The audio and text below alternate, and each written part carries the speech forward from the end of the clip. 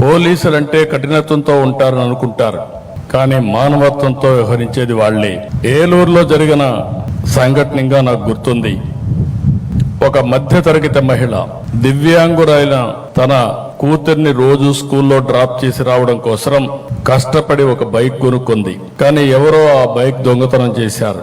దీంతో బిడ్డను స్కూలుకు పంపలేక ఆ తల్లి ఎంతో ఆవేదన చెందింది. ఏలూరు పోలీసులు కష్టపడి ఆ దొంగను పట్టుకుని బైక్ తిరిగి ఆమెకి ఇచ్చారు.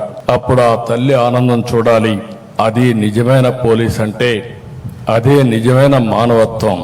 మొన్న విజయవాడలో పేద పిల్లలు చెప్పులు లేకుండా వెళుతుంటే అక్కడ చూసిన Penamaluru police station head constable Venkataratnam గారు పిల్లలకు అక్కడికక్కడ చెప్పులు కొని పెట్టి పంపారు. నేను చెప్పేటి మాత్రం కొన్ని ఉదాహరణలే. ఇలా ప్రతి జిల్లాలో ప్రతి స్టేషన్లో ప్రజల ఆస్తులు కాపాడాలని తపన పడే సిబ్బంది ఉన్నారు.